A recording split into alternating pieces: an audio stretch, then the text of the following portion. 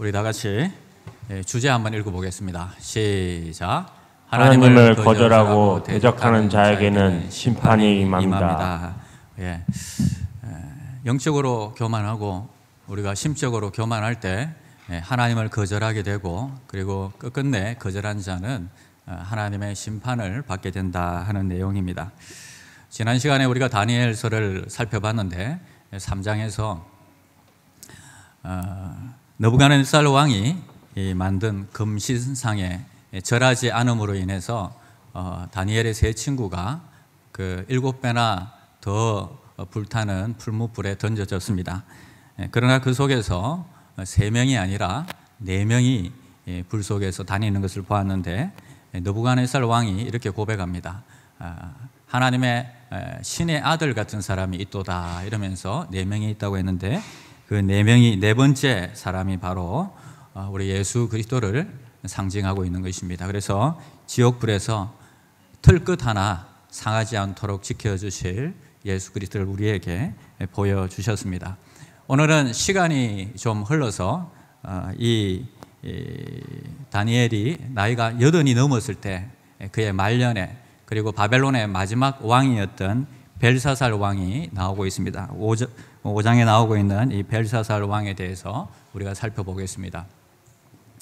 사실 벨사살 왕은 그가 첫 번째 서열은 아니었습니다. 왜냐하면 그의 아버지 나보니두스라는 왕이 있었는데, 그는 10년 넘게 전쟁을 치기 위해서 세상으로 이렇게 다니고 있었습니다. 그래서 이 본국을 다스리기 위해서 분봉왕으로 그의 아들이었던 이 벨사살을 왕으로 세웠습니다. 그러니까 2인자죠. 이처럼 자기의 아버지는요, 계속 전 세계를 다니며 전쟁을 하고 있고, 영토를 확장시키고, 그 전쟁의 탈취물들을 취하고, 그리고 그것을 가져오고, 그리고 그의 아들은 그 왕으로서 그 나라를 다스리면서 날마다 잔치하면서 지내고 있었습니다. 전쟁을 하고 또 그의 아들은 잔치하고, 이런 인생을 살아가고 있는 것입니다. 오늘 보니까 우리가 읽었던 본문에서는 귀족 1000명들을 모아놓고 잔치를 하고 있습니다. 땅은 계속 확장되고 있고요. 그리고 전리품들은 계속 수집이 되고 있고, 창고에 쌓아둘 곳이 없을 만큼 그렇게 부하게 되었습니다. 그리고 흥청망청 하루하루 그는 이렇게 세월을 허비하며 잔치하는 인생을 지내고 있었습니다. 그런 가운데 그 잔치가 조금 시들했는지, 어떤 좀 이벤트가 필요했는지 생각이 난 게 있습니다. 그것은 전리품 중에서 유대인들에게서 뺏어온 성전 기물들이 생각났습니다. 그러면서 자신의 부하들에게 시켜서 그 성전의 기물을 가져오라, 금과 은그릇들을 가져와서 거기에다가 그는 술을 따라 마시면서 함께 즐기는 시간들을 가졌습니다. 성전의 기물로 술을 마시면서 자신의 신이, 바벨론의 신이 유대인이 섬기는 여호와 하나님보다 훨씬 더 강하고 힘이 셈을 사람들에게 과시하고, 바벨론 신의 우월성을 자랑하고 있었습니다. 거룩한 기물을 가지고 술잔으로 사용하고 있는 이 사람의 모습을 보면서 우리는 어떤 마음이 드십니까? 얼마 가지 못하겠다, 큰 벌을 받겠다는 생각이 드시죠? 저는 누가복음 12장에 나오는 그 부자의 비유가 생각났습니다. 부자가 이제 창고가 쌓아둘 데가 없는 거예요. 그래서 고민이 생겼습니다. 이 더 큰 창고가 필요한데, 그래서 내일 더 큰 곡간을 만들고 거기에다가 모든 곡식들을 넣고 이제 평안히 쉬고 마시고 즐거워하자, 이렇게 그는 생각했습니다. 그러나 하나님께서는 어리석은 자여, 오늘 밤에 내 영혼을 도로 찾을 것이다 이야기하면서 그것들이 다 누구 것이 되겠느냐 이야기하십니다. 죄라는 것은요, 여러분, 우리의 미래가 내일이 우리 손으로 컨트롤할 수 있다고 생각하는 것이 바로 죄다 하는 것입니다. 교만이 바로 죄라는 것입니다. 하나님이 역사하셔야 되고 하나님이 내 생명을 연장시켜 주셔야 되는데, 나는 이제 풍족하고 평안할 것이다, 모든 것을 내가 노력하면, 내가 최선을 다하면 내 머리로, 내 이 모든 인맥으로, 내 경험으로 살아갈 수 있다고 생각하는 것 자체가 교만이고, 그것을 성경은 죄다 이야기하고 있습니다. 그렇게 두려움이 없이 하나님을 조롱하고 우상을 높이고 있을 때에 하나님께서는요, 그가 정신이 번쩍 들도록 만드셨습니다. 무엇이 그를 어려운 가운데서 정신이 번쩍 들도록 만들었을까요? 그것은 갑자기 손이 하나 나타나서 벽에다가 글씨를 쓰기 시작했습니다. 그리고 그 글씨는 메네 데겔 우바르신이라는 그가 이해할 수 없는 글씨가 벽에 쓰여졌습니다. 등불이 흔들리고 손이 하나 나타나더니 슥슥슥슥 하면서 글을 적어가는 모습을 보고, 성경은 우리가 그 뒤에 읽어보면 이 왕이 무릎이 부딪힐 정도로 두려워했다 합니다. 그래서 그는 사람들을 불렀습니다. 도대체 저 뜻이 무엇인가 하고 술사와 점술가들을 불러서 이게 무슨 뜻인가 해석해보라 했지만 아무도 그것을 해석해내는 사람은 아무도 없었습니다. 왕은 더 초조하고 더 두려워졌습니다. 그런데 다니엘이 그것을 해석합니다. 그것은 하나님께서 그를 계속 지켜보고 달아보고 계셨다는 것입니다. 메네라는 것은 셈하다는 뜻이고, 그리고 데길이라는 것은 부족하다는 뜻입니다. 하나님께서 두 번이나 당신을 셈해 보셨는데 하나님께서 그 저울로 당신이 부족하다. 그리고 우바르신, 나라가 두 조각이 날 것이고 지금 메대와 바사의 연합군이 당신을 쳐서 당신을 죽이고 나라를 이제 바벨론이 멸망하게 될 것이다 하는 것을 이야기해 주었습니다. 다니엘에게는요, 하나님께서 이런 지혜를 주셔서 그것들을 해석하게 하셨습니다. 오늘 제가 여러분들에게 말씀드리고 싶은 내용은 바로 다니엘이 예수 그리스도를 나타내는 표징이었다 하는 것입니다. 다니엘을 소개하면서 다니엘이 어떤 사람인지 왕비가 그 왕에게 다니엘을 추천합니다. 그런데 이렇게 말을 합니다. 우리 다 같이 한번 읽어보겠습니다. 시작. 거룩한 신들의 영이 있는 사람이 있으니 곧 왕의 붙인 때에 있던 자로서 명철과 총명과 지혜가 신들의 지혜와 같은 자니이다. 다니엘은 마음이 민첩하고 지식과 총명이 있어 능히 꿈을 해석하며 은밀한 말을 밝히며 의문을 풀 수 있었나이다. 예, 다니엘을 왕비가 소개하면서 이렇게 고백하는데 뭐 여러 가지 고백들 내용이 있지만 두 가지로 생각해 볼 수 있는데, 그것은 그에게는 거룩한 신의 영이 있다는 것입니다. 두 번째는 그는 마음이 민첩하고 지식과 총명이 대단하여서 신들의 지혜를 가졌다는 것입니다. 다니엘을 신처럼 생각하고 있습니다. 근데 600년 후에 유대의 이 한 죄수도 이런 얘기를 듣게 됩니다. 우리 한번 읽어보겠습니다. 시작. 주의 성령이 내게 임하셨으니 아랫사람들이 대답하되 그 사람이 말하는 것처럼 말하는 사람은 까지 없었나이다. 그의 위에 영 곧 지혜 총명의 영이요 오략과 재능의 영이요 지식과 여호와를 경외하는 영이 강림하시리니. 예. 다니엘에게 했던 그 찬사가 똑같이 바로 한 유대 죄수에게 불려지게 됩니다. 그는 성령으로 충만했다. 그는 지혜와 지식이 뛰어났다. 바로 다니엘은 예수님을 상징하는 인물이었다 하는 것입니다. 자, 그러면 이 내용을 통해서 우리가 신약으로 넘어오면서 우리가 이 말씀을 어떻게 해석해야 될까요? 600년 전부터 하나님께서는 성경을 적으면서 다니엘을 통해서 앞으로 예수 그리스도가 어떤 사역을 하실지를 보여주고 계셨던 것입니다. 요한복음 8장에 보면 똑같이 죽음을 앞두고 있는 한 여자가 나오고 있습니다. 벨사살 왕이 그날 밤에 죽임을 당하게 되는데 이제 막 순간의 시간이 지나면 돌에 맞아 죽어야 되는 형편에 처한 한 여자가 나오고 있습니다. 바로 간음한 여자인데 우리 한번 읽어보겠습니다. 시작. 선생이여, 이 여자가 간음하다가 현장에서 잡혔나이다.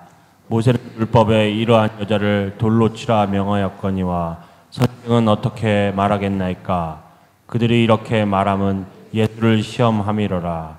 예수께서 몸을 굽히사 손가락으로 땅에 쓰시니 이에 일어나 이르시되 너희 중에 죄 없는 자가 먼저 돌로 치라 하시고 다시 몸을 굽혀 손가락으로 땅에 쓰시니.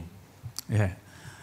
지금 돌에 맞아 죽게 된 한 여자, 가늠하다가 잡힌 여자는 모세의 율법에 의하면 바로 돌로 쳐서 죽여야 되는 그런 상황입니다. 예수님께서 지금까지 가르쳐 오신 것은 사랑이었고 용서였는데 서로 대치되는 이 환경 가운데 예수님이 어떻게 이 어려움들을 지혜롭게 해결하시는가를 볼 수 있습니다. 그러나 우리는 그 어떤 문제를 해결한 것보다는 우리는 상징적인 이 행동을 보게 되는데 그것은 바로 예수님이 땅에다가 글씨를 쓰셨다는 것입니다. 성전 안에서 이루어진 일이었고 성전은 돌로 되어 있습니다. 바닥이 돌로 되어 있습니다. 그런데 그 돌판에다가 예수님은 글자를 2번 쓰셨습니다. 무엇을 쓰셨는지는 잘 알 수 없습니다. 그러나 하나님의 아들이신 하나님이신 그분이 친히 바닥에다가 돌에다가 글을 쓰셨다는 것입니다. 여러분, 우리가 구약을 살펴보면 좀 연관되는 것들이 보이죠. 율법을, 그러니까 십계명을 받을 때에 하나님께서 몇 번 글을 쓰셨습니까?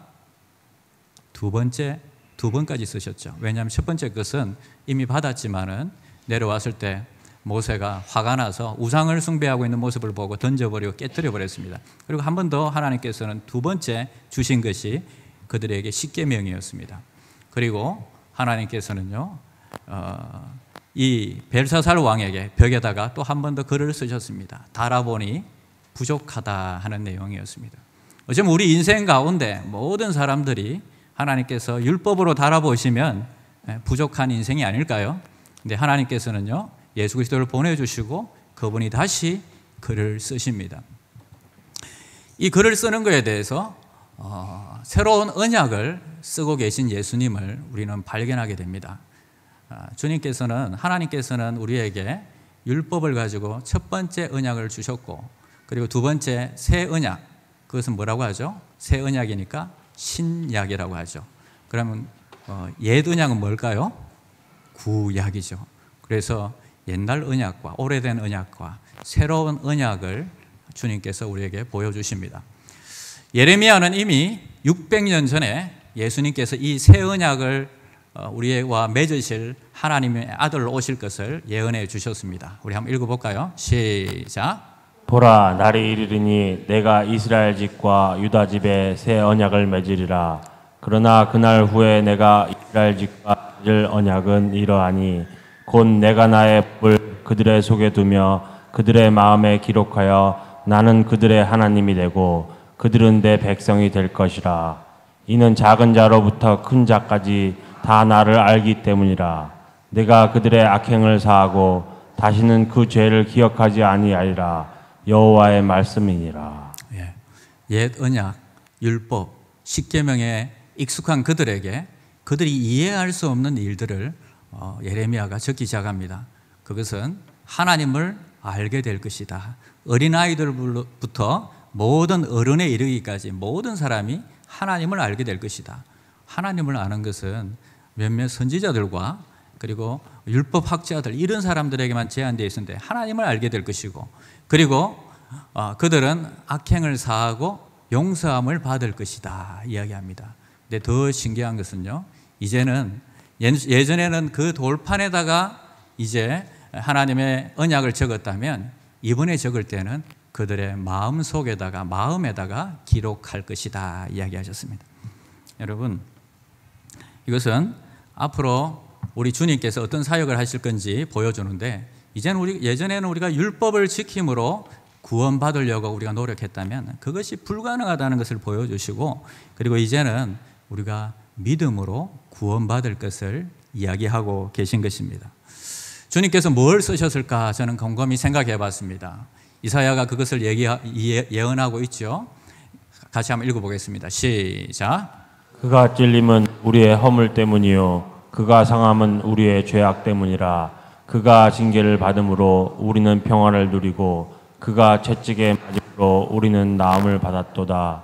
우리는 다 양 같아서 그릇 행하며 각기 제 길로 갔거늘 여호와께서는 우리 모두의 죄악을 그에게 담당시키셨도다.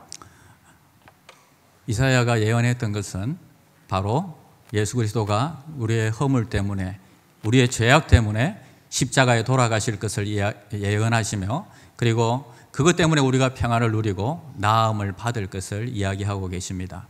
여러분, 주님께서 바닥에다가 무엇을 쓰셨을까요? 어떤 사람은 그곳에 참석한 사람들의 이름을 적었을 것이다. 어떤 사람들은 뭐 그들의 죄를 갖다가 다 낱낱이 적었을 것이다 이야기합니다. 그러나 예레미야와 이사야의 예언을 보면 하나님께서는 새 언약을 거기에다가 적으셨습니다. 지금까지는 너희가 율법을 지킴으로 구원받으려고 했다면 그것이 불가능하다는 것을 깨닫게 하는 것입니다. 우리가 율법으로 도저히 우리의 행함으로 도저히 구원받을 수 없다는 것을 깨닫게 하시고, 그리고 지금 저 돌을 들고 죽이려고 서 있는 그 여자를 향하여서 내가 너를 대신해서 죽을게. 내가 저 돌을 맞겠다. 내가 십자가에 달리겠다. 그리고 내가 너를 대신해서 이 모든 죄들을 사함을 받겠다 하는 것입니다. 오늘 우리가 구원받은 것은요, 절대 우리의 노력이 아니라 우리의 어떤 선함이 아니라 오직 하나님의 은혜였음을 이야기하고 있습니다.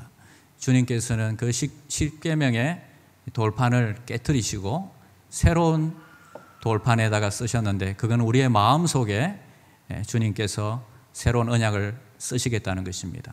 우리가 예수를 믿을 때에 그냥 의지적으로 믿는 게 아니라, 그냥 우리가 예수님을 영접할 때에 그냥 우리의 의지가 아니라 성령께서 정말 하나님의 영이 우리 안에 들어오셔서 어린아이일지라도 노인일지라도 하나님께서 우리와 함께 하시며 앞으로의 일들을 알려주시고 인도하실 것이고, 그리고 우리 가운데 상처받고 그리고 우리가 가운데 넘어졌던 그 모든 것들을 하나님께서 치료하시고 이끌어 가실 것들을 우리에게 가르쳐주고 있는 것입니다. 바로 성령이 우리에게 오실 것을 가르쳐주고 있는 것입니다. 여러분, 세상 사람들은요, 좀 욕심이 있고 열심히 있고 최선을 다하는 사람들은 어쩌면 벨사살 왕의 아버지처럼 최선을 다해서 이 땅을 살아갑니다.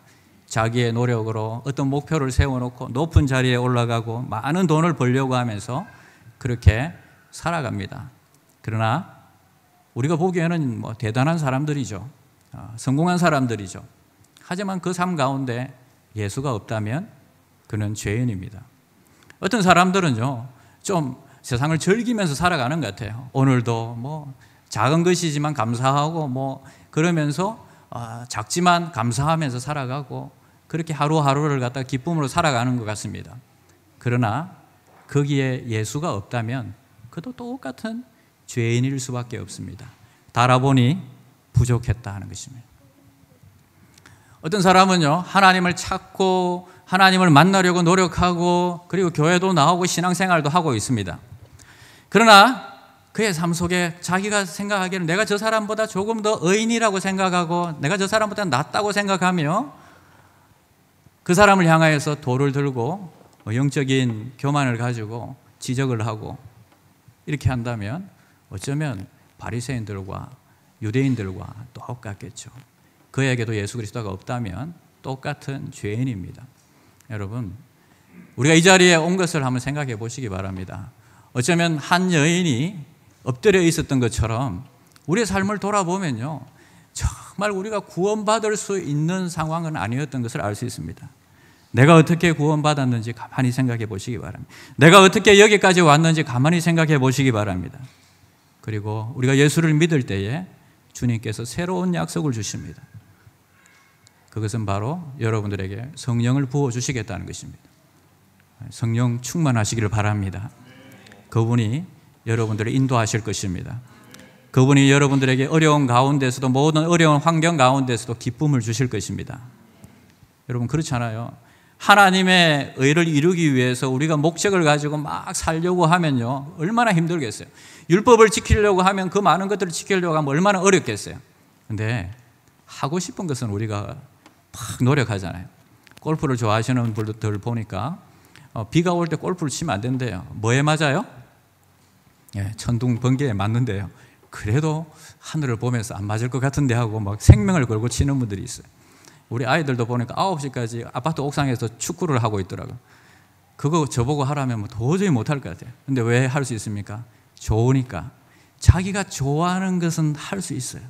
근데 이제 하나님의 말씀을 지키는 것이요, 성령이 우리 안에 들어오셔서 그것을 좋아하게 해주신다는 거예요. 우리가 기쁨으로 그 일을 할 수 있게 해주신다는 거예요.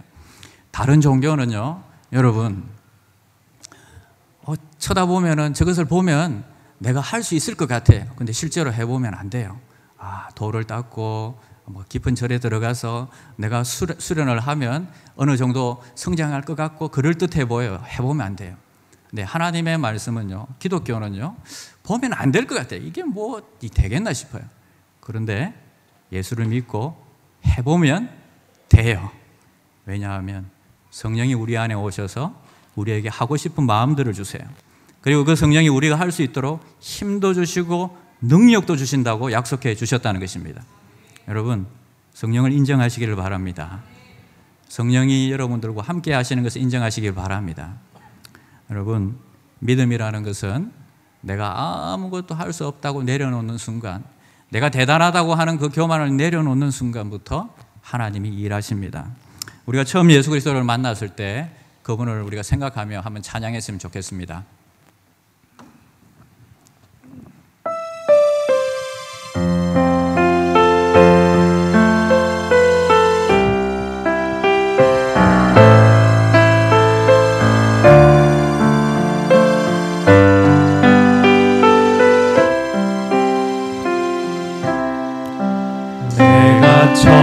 처음 주를 만났을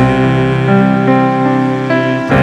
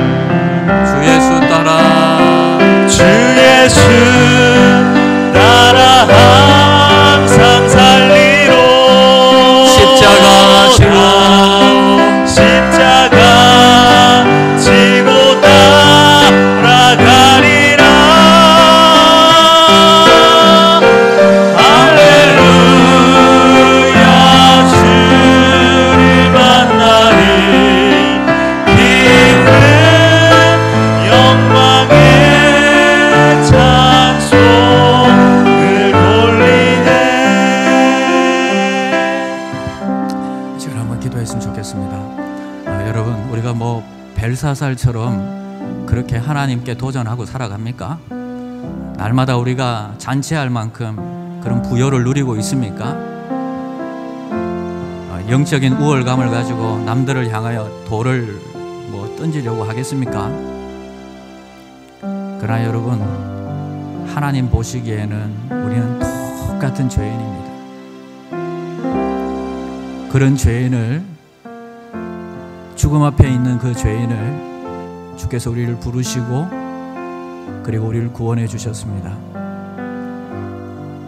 죽음 앞에 있는 여인 앞에 글을 쓰십니다.